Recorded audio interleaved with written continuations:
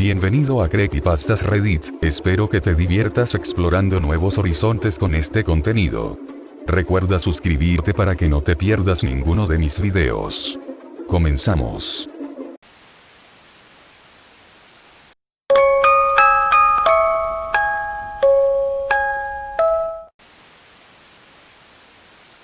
Creo que la mayoría de los niños crecen pensando que su vida es más o menos típica, que sus experiencias se alinean con lo que experimentan otros niños. Una vez, un amigo psicólogo me habló sobre la confabulación, la idea de que la mayoría de las explicaciones de nuestras experiencias se inventan después del hecho, que en realidad nos estamos mintiendo a nosotros mismos para dar una ilusión de consistencia cómoda. Cuando era niña, ya conocía bien a mi ángel de la guarda. Al menos, así la llamé. Había escuchado el término y parecía tener sentido para lo que vi, así que ese es el título que le di. Pensé que todos tenían uno. Se me ocurrió la idea de que eran universales, pero en realidad nadie hablaba de ellos porque eran completamente normales y mundanos, o tal vez porque tenía mala suerte hablar de ellos. De cualquier manera, hice una mentira sobre mi ángel, me dije a mí mismo que ella no daba miedo en absoluto. Me dije a mí mismo que la amaba y la quería a mi alrededor siempre. Incluso cuando era niño tenía problemas para dormir. No solo quedarse dormido, sino permanecer dormido. Así que estaba acostumbrado a ver la figura oscura flotando en el techo sobre mí, mirándome mientras yo la miraba, como una imagen de espejo. Supongo que la mayoría de la gente pensaría que debería haber estado aterrorizada, pero probablemente había estado viendo esta figura desde que nací. Ella creció en tamaño como yo lo hice, envejeció como yo lo hice, pero era completamente sin rasgos como si fuera hecha de arcilla negra por un niño. De hecho, fue bastante reconfortante saber que esta figura me cuidaba mientras dormía todas las noches. Cuando era niña la llamé Nabucodonosor, que era un nombre que había escuchado en la escuela dominical y me parecía hermoso. No sabía mucho sobre el nombre y apenas podía pronunciarlo, pero parecía perfecto para un ángel. Debo haber mencionado al ángel que me vio dormir una o dos veces cuando era niño, pero probablemente los adultos en mi vida asumieron que solo estaba siendo imaginativo. Como digo, rara vez hablé de ella. Parecía que podría maldecirme si lo hacía. Recuerdo la noche de finales de diciembre, aproximadamente un mes después de haber cumplido 7 años. Se acercaba la Navidad y estaba tan emocionada que casi no podía dormir la mayor parte del tiempo. Así que me desperté en medio de la noche, como solía hacer, y busqué la figura tranquilizadora en su lugar habitual. Sin embargo, mi ángel no estaba allí. Ella no estaba flotando sobre mí en el techo. Miré a mi alrededor con preocupación y vi que, en cambio, estaba de pie junto a mi cama, lo que me sobresaltó. Salté lejos de ella por reflejo. Lentamente se llevó una de sus manos regordetas y parecidas a arcilla a la boca e hizo un gesto de silencio. Le devolví la sonrisa. No podía imaginar por qué no estaba en su lugar habitual, y quería preguntarle, pero hice lo que me dijo y me quedé callado. Observé cómo se alejaba unos pasos de mi cama, retrocediendo hacia el medio de la habitación. Entonces sucedió algo aterrador. Lo recuerdo muy claramente. 2 pequeñas rendijas de luz roja, como puertas de 2 pequeños hornos, aparecieron en su pecho. Se abrieron lentamente como ojos cansados al despertar. Miré fijamente los fuegos rojos, sintiéndome congelada como si estuviera en una especie de trance. No podía apartar la mirada de esos ojos por mucho que lo intentara, así que tuve que ver lo que sucedió a continuación indirectamente. Vi aparecer una abertura en su estómago. Era como un pequeño círculo blanco que se hacía cada vez más grande, hasta que parecía de alguna manera más grande que ella y se extendía hacia atrás para siempre, infinitamente profundo como un pozo sin fondo lleno de luz blanca. Al principio no podía distinguir lo que estaba sucediendo en ese túnel brillantemente iluminado, pero podía ver algo que se movía lentamente, viniendo hacia mí. Quería gritar cuando vi que la figura llegaba al final del túnel y lentamente comenzaba a arrastrarse hacia mi habitación. Me miró con ojos patéticos y sin párpados, mirándome desde una cara caída, su piel goteaba como masilla, revelando sangre y pus y tejido muscular expuesto debajo. Unas manos delgadas y demacradas se estiraron para sacar el resto del cuerpo. Vi cómo se arrastraba hacia mí, vestido con un traje de 2 piezas que se estaba deshaciendo por las costuras. Vi trozos de carne caer de esas manos revelando huesos y tendones debajo. El rostro, que se disolvió rápidamente en lodo, me miró. Trató de hablar, o tal vez gritar, pero todo lo que salió fue un débil gemido de dolor seguido por la mandíbula que se soltó y cayó al suelo, dejando al descubierto la gran abertura de su garganta. Me siento afortunado de no haber mirado nunca a esa pobre criatura a los ojos, porque los míos todavía estaban pegados a los ojos del ángel. Nunca tuve que mirarlo directamente, ya que se derritió y se vino abajo en el piso de mi habitación. Después de que dejó de moverse, sentí que miraba a los ojos del ángel por la eternidad. Ella debió haberme hecho algo para que me durmiera, porque lo siguiente que recuerdo fue despertarme. E inmediatamente me di la vuelta y miré al suelo junto a mi cama. Estaba limpio y libre de cadáveres derretidos. Sollocé un poco de alivio, pensando que debía haber tenido una terrible pesadilla. Pero a medida que avanzaba mi día, no pude evitar sentir que algo había cambiado en el mundo y no podía averiguar qué. Recuerdo que iba contando cosas con los dedos, asegurándome de que todo estaba donde pertenecía, tratando de averiguar qué estaba mal. Recuerdo haber contado el número de aulas en la escuela, el número de libros en mi estantería, las teclas del piano. No fue hasta que llegué a las fotografías en el estante de la sala de estar que descubrí lo que estaba mal. En las fotos, mi madre solo tenía 2 hermanos, pero se suponía que tenía 3. Le pregunté a mi madre sin rodeos por qué el tío Ron no estaba en ninguna de las fotos. Fue difícil pronunciar las palabras, porque todavía tenía miedo de maldecirme, pero estaba demasiado molesto. El tío Ron era mi favorito. Hizo trucos tontos como sacar monedas de detrás de mi oreja y jugó juegos tontos conmigo y mis primos a pesar de que era un adulto. Era un hombre dulce y divertido, y supe en la boca del estómago que ahora se había ido. Mi pequeño corazón se estaba rompiendo.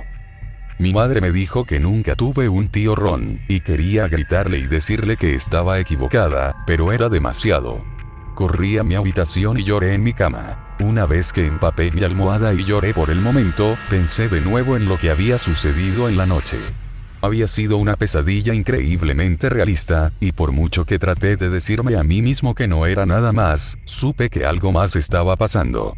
Sobre todo ahora que faltaba mi tío. A 4 patas, busqué en la alfombra cualquier indicio de que lo que había visto fuera real. No había marcas de quemaduras, ni manchas, nada. Casi había renunciado a encontrar cualquier evidencia cuando me di la vuelta y vi los huesos debajo de mi cama. Sabía lo que eran incluso antes de que pudiera verlos con claridad. Me senté en la alfombra, mirándolos con horror.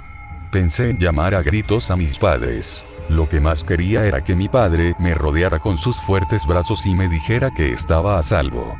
Pero algo me dijo que si no creían que el tío Ron existió alguna vez, tal vez ni siquiera verían sus huesos. Agarré una varita de hadas del traje de Halloween del año pasado y saqué con cuidado uno de los huesos para mirarlo con más atención. Hice una mueca y sollocé cuando vi que era una costilla. Nunca había visto un cadáver antes, y ahora estaba viendo uno de cerca en uno de los peores lugares posibles. Al menos el hueso estaba limpio, completamente desollado y blanqueado. Usé la varita de disfraz brillante para empujarla debajo de la cama. Me negué a cenar esa noche. Mi mundo se hizo añicos. Esa noche volví a ver a Nabucodonosor, flotando contra el techo, con los ojos hinchados por haber llorado todo el día. Ya no parecía tan pasiva y amable. No sabía cómo, pero ella tenía algo que ver con el tío Ron.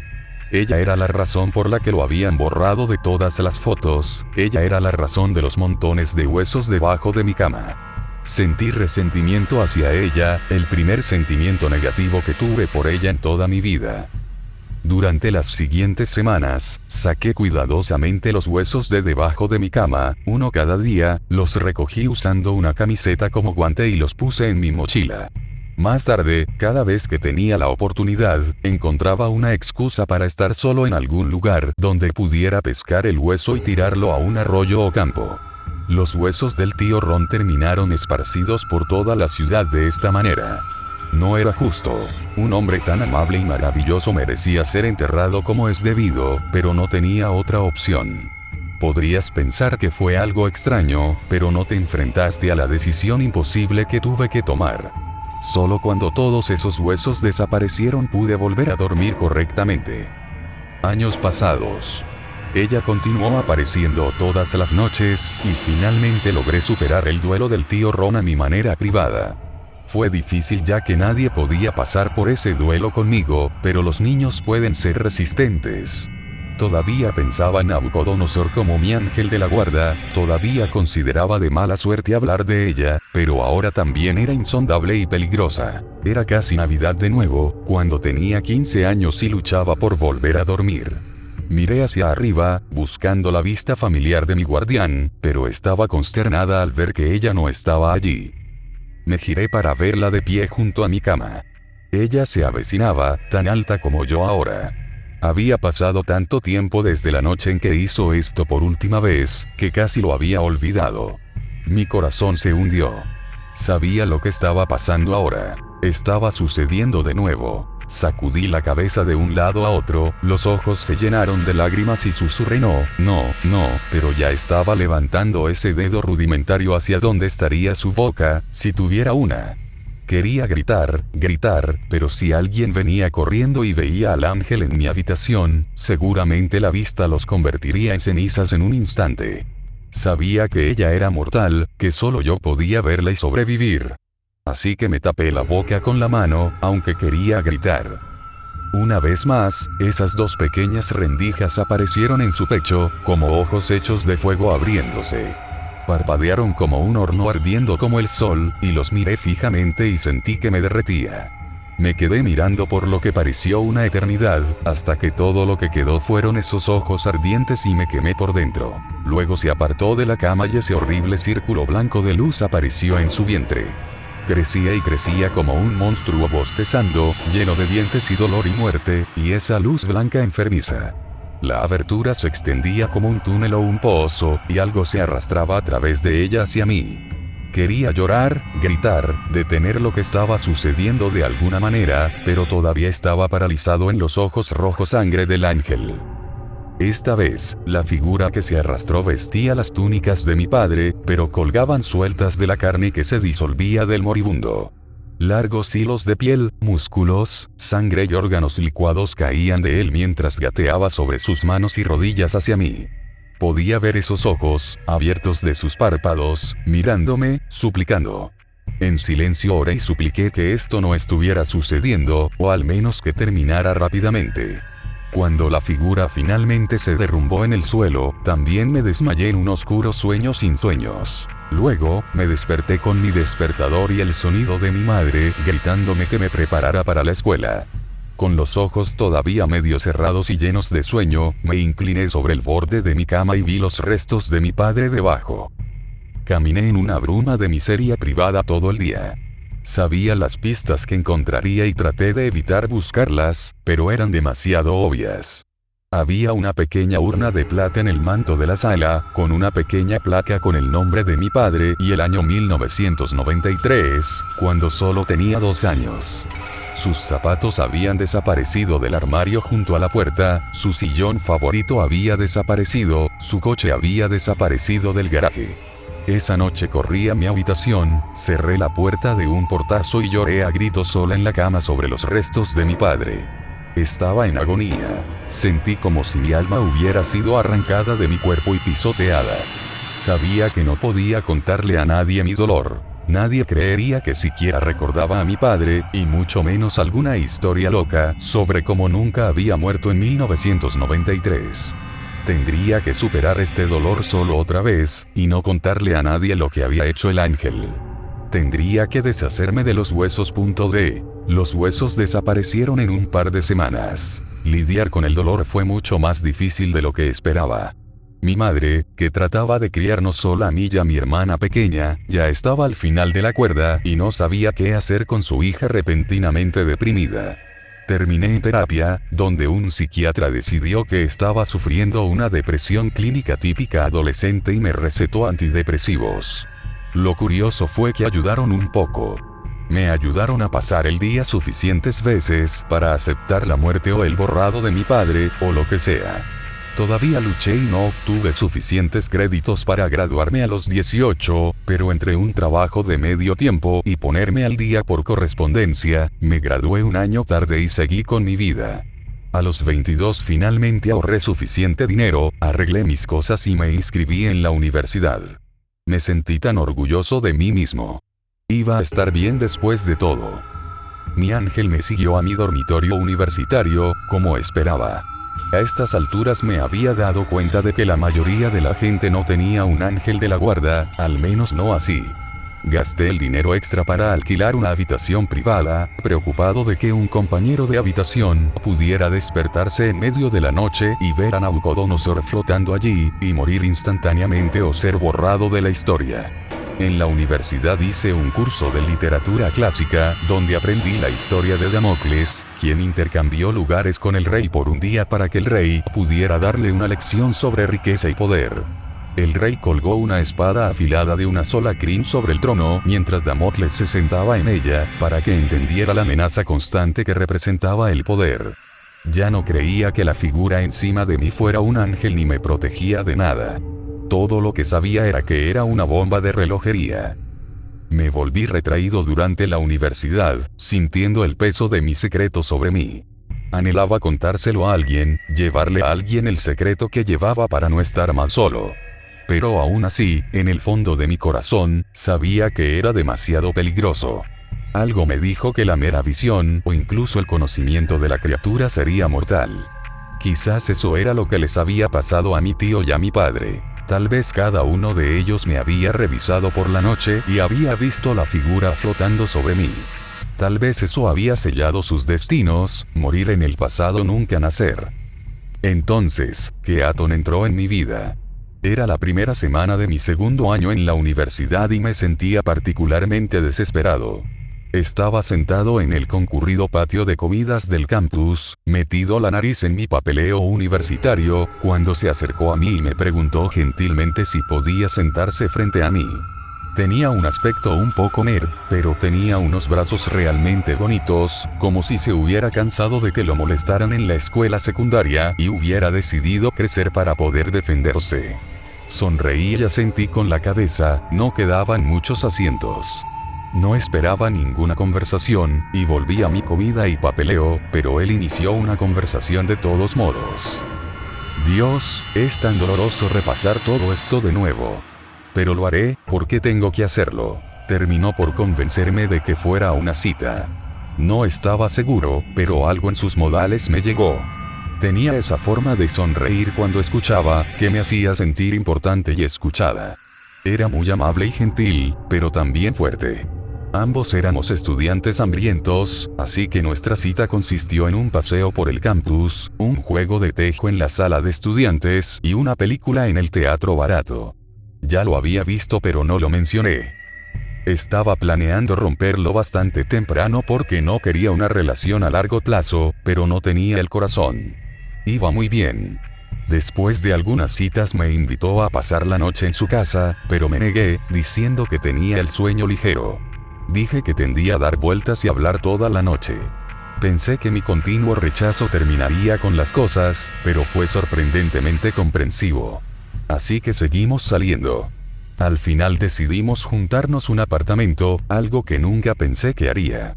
Insistí en tener camas separadas en habitaciones separadas. Una vez más, Keaton fue muy comprensivo. Pasaron varios años. Obtuve mi título en medicina veterinaria y conseguí un trabajo en el zoológico local. Yo nos apoyé mientras estudiaba su maestría en arquitectura. Ninguno de los dos propuso matrimonio realmente al otro. Simplemente lo discutimos hasta que ambos estuvimos de acuerdo en que era sensato y deseable. Esperamos hasta que se graduó, luego tuvimos una pequeña ceremonia. Luego consiguió un trabajo muy bien pagado en un estudio de arquitectura y nos mudamos a un lugar mejor, de nuevo, por supuesto, con habitaciones separadas. Algunos de nuestros amigos pensaron que era extraño, otros pensaron que era una gran idea. No nos faltó intimidad. Haríamos el amor en cualquiera de las camas, nos acurrucaríamos en el sofá, nos abrazaríamos con fuerza cuando cualquiera de los dos llegara a casa del trabajo. Estábamos enamorados, y ese amor creció y se instaló en una especie de amor cómodo a largo plazo. Y luego, un año cerca de Navidad, me desperté en medio de la noche como todavía lo hago a menudo, y me volví para mirar a mi demonio guardián. Se me heló la sangre cuando vi que no estaba allí. Me volví hacia un lado de mi cama, esperando que me estuviera esperando, pero tampoco estaba allí. Me senté en la cama y miré a mi alrededor, luchando por sacar el sueño de mis ojos y encontrar esa figura maldita. Me di cuenta en segundos de que no estaba en la habitación en absoluto. Me incliné sobre la cama y miré debajo. No había nada, no había huesos. Salté de la cama y abrí la puerta de mi dormitorio. No estaba en el pasillo. Ni en la cocina, ni en la sala de estar, ni en el baño. Busqué frenéticamente, tratando de encontrarlo. Nabucodonosor nunca había vagado tan lejos antes, no en los 30 años completos de mi vida. 2 veces se había movido del techo a mi cama, pero nunca había experimentado el evento ordinario y mundano de despertarme solo en mi habitación durante la noche. Aún no eran las 3 de la mañana, siempre se quedaba hasta que salía el sol. Abrí con cuidado la puerta del dormitorio de Keaton. Dormía profundamente, totalmente solo en la habitación. Mi corazón dio un vuelco cuando me di cuenta de que solo quedaba una habitación en la casa. Abrí la puerta de la guardería. Michelle estaba dormida, con solo 4 meses, en su cuna. Nabucodonosor estaba inclinado sobre ella, con las manos agarradas a los lados de la cuna, mirando su carita de querubina. No, susurré, apenas haciendo un sonido. Di 2 pasos en la habitación y tuve miedo de acercarme más a la criatura. Volvió la cabeza, notándome. No, susurré, apenas haciendo un sonido. No pude despertar a Michelle. No podía dejar que ella viera al demonio. Seguramente moriría si abriera los ojos ahora mismo. Nabucodonosor se llevó un dedo a los labios. Seguí moviendo la cabeza de un lado a otro, con lágrimas en los ojos. Le rogué, en silencio, que dejara a mi bebé en paz. Michelle suspiró profundamente y volvió la cabeza. Una lágrima corrió por mi mejilla. Ella todavía estaba dormida, todavía salvo, por ahora. Por favor, susurré, todavía sin apenas hacer ningún sonido. El demonio se puso de pie en toda su altura, exactamente a la misma altura que yo, y se puso de cara a mí directamente. Miré su pecho, hacia donde esos 2 ojos rojos seguramente estaban a punto de abrirse, y recé para mí mismo para que necesitara misericordia esta vez. Tal vez eliminara a un amigo casual, un conocido del que apenas noté. Sin embargo, antes de que esas terribles rendijas rojas pudieran abrirse, escuché una puerta abrirse en el pasillo y Keaton salió arrastrando los pies de su habitación. Sentí que me iba a caer al suelo. Pase lo que pase, no pudo ver esto. Incluso si mis instintos estuvieran equivocados, y él pudiera mirar al demonio sin morir, seguramente mirarlo a los ojos lo destruiría. Metí la mano detrás de mí y encontré la puerta abierta de la guardería, y la empujé suavemente para cerrarla. Me apoyé contra él, usando todo mi peso y empujando mis talones contra la alfombra para sostenerme contra él. El demonio se había detenido, pero ahora parecía satisfecho. Continuó abriendo esos ojos rojos, la luz ardiente me inundó. Me sentí hipnotizado por ellos. «Samantha», preguntó Keaton en voz baja detrás de mí, al otro lado de la puerta. «¿Estás ahí?» Giró la manija de la puerta e intentó abrirla, pero la mantuve firme. Esa luz roja me quemó. En silencio, supliqué en mi mente que sucedería rápido, que cualquier cosa que el demonio quisiera hacer terminaría antes de que Keaton hiciera suficiente ruido para despertar a Michelle. Si tuviera que ser uno o el otro, sería suficiente tortura, pero no podía permitir que Nabucodonosor se llevara a ambos. Ese sería mi fin, no solo ser una viuda con un hijo muerto, sino que ni siquiera poder llorar públicamente, no tener apoyo mientras lidiaba con la pérdida tanto de mi esposo como de mi hija pequeña. Empujé contra la puerta lo más fuerte que pude, decidido a mantener vivo al menos a uno de ellos. Keaton levantó la voz y empujó más fuerte. «Sam, ¿qué está pasando ahí? ¿Por qué mantienes la puerta cerrada?» Clavé mis talones más fuerte, empujé con mi espalda mientras la luz roja quemaba más y más profundamente en mi alma. Lo dejé entrar voluntariamente, lo acogí, dejé que me consumiera. Me sentí alejándome de este mundo y caí inconsciente cuando Keaton finalmente logró abrir la puerta. Eso es todo lo que recuerdo. Por la mañana, tan pronto como mi mente volvió a estar despierta y mis ojos se abrieron, salté de la cama y corrí hacia la puerta de mi dormitorio. Mis extremidades aún no estaban completamente despiertas, tropecé y caí en el pasillo y me golpeé la rodilla bastante mal.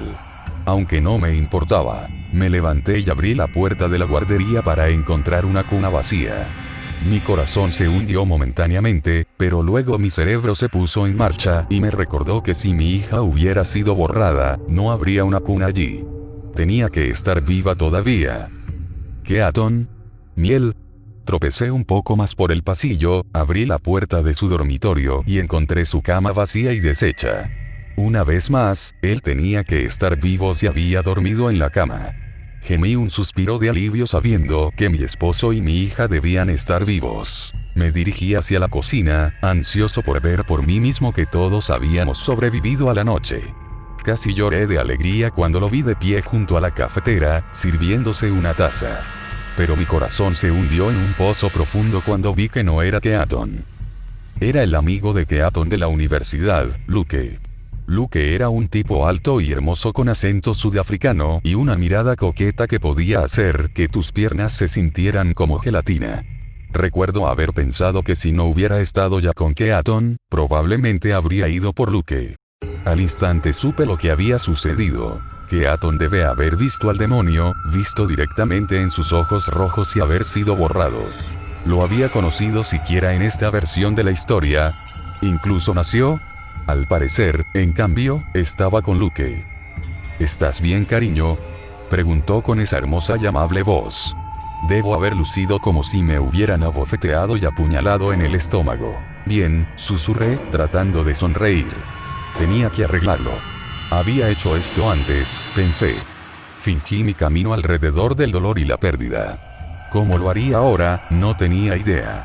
Sentí que me estaba muriendo por dentro. «¿No te ves tan bien?», dijo a Luke, poniendo el dorso de su mano contra mi frente para controlar mi temperatura. «Tú también dormiste un poco. Tal vez estás sufriendo algo». «Estoy bien», insistí, haciendo todo lo posible por recomponerme. Habría tiempo suficiente para llorar en privado, mientras trataba de entrenar mi corazón para enamorarme de este nuevo hombre. De alguna manera tendría que fingirlo. Tuve que aceptar esta nueva realidad que el demonio me había dado. No podía revelar lo que era o lo que había hecho, o de lo contrario podría volver en busca de venganza y quitarme aún más. De repente, un nuevo pensamiento se deslizó en mi mente. Keaton se había ido, pero aún quedaba una cuna en la guardería. Me di cuenta de que podía escuchar a un bebé balbuceando detrás de mí. Giré. Allí, en la sala de estar, sobre una suave manta en el suelo, estaba un hermoso bebé de ojos marrones, mirándome. Michelle me despertó a las 6 de la mañana, la alimenté y la cambié. Decidí dejarte dormir. Hemos estado pasando un buen rato entre papá e hija. Sin embargo, casi nos hemos quedado sin leche extraída, probablemente pronto tendrá hambre. Miré a la pequeña desconocida en el suelo, que miró a su madre parada allí. Pronto, en algún momento de esta mañana, iba a querer ser alimentada del mismo pecho del que se había alimentado mi hija original. Sentí la agonía como un miembro que me habían cortado. Nunca había dado a luz al bebé frente a mí, tal vez según la memoria de todos los demás y los registros del hospital, pero en mi corazón ella era solo la hija de un extraño.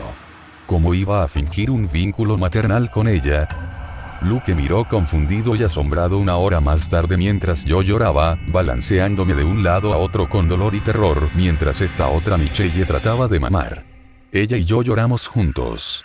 Le habían quitado a su madre, me habían quitado a mi hija y ninguno de nosotros entendería nunca por qué. Gracias por ver mi contenido y me ayudarías mucho si te suscribes. Te deseo que tengas un buen día.